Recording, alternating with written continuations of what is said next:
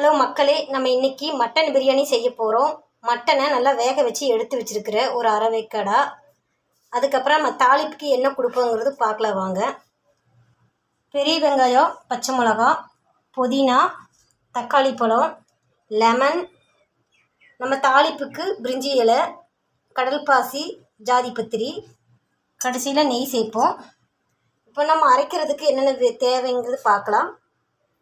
இஞ்சி, பூண்டு, நம்ம பட்டை, கிராம்பு, சிறிதளவு கிராம்பு, சோம்பு, பிரிஞ்சி இலை, ஏலக்காய், ஜாதி பத்திரி, கிராம்பு, ஜாதிக்காய் லைட்டாக ஒரு பிஞ்சளவு போட்டுக்குங்க.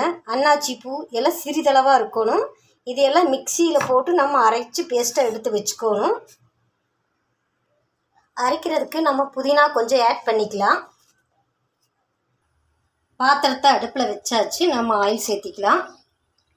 பச்சை மிளகா, வெங்காயம் ஆட் பண்ணிக்கலாம். இதுக்கப்புறம் பிரியாணி இலை நம்ம தாளிப்புக்கு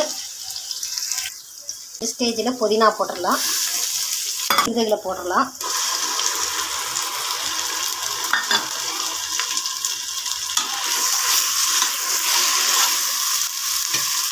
இஞ்சி பூண்டு நல்லா வதங்கிருச்சு.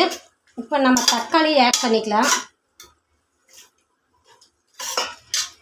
மல்லித்தூள் கொஞ்சம் போட்டுக்கலாம்.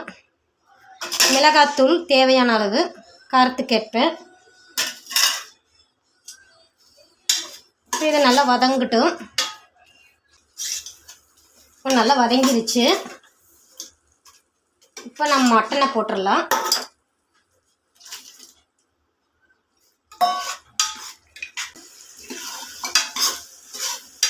மட்டனும் கொஞ்சம் ஓரளவுக்கு திக்கான கண்டிஷன் வந்துருச்சு. இப்போ நம்ம அரிசி ஆட் பண்ணிக்கலாம். தண்ணி ஊற்றிக்கலாம். நான் அரிசி 3 கப் அரிசி எடுத்துருக்கிறேன். 3 கப்புக்கு 4.5 கப்பு தண்ணி ஊற்றிருக்கிறேன். தேவையான அளவு உப்பு சேர்த்திக்கலாம்.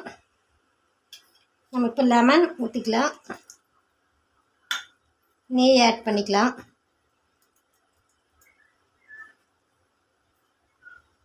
இப்போ நல்லா கொதிக்கட்டும். இப்போ கொதிக்குது.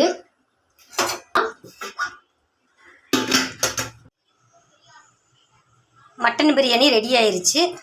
பாருங்கள், நீங்கள் இதே மாதிரி செஞ்சு சாப்பிடுங்க. ஏதாவது டவுட் இருந்தால் கமெண்ட் பண்ணுங்கள்.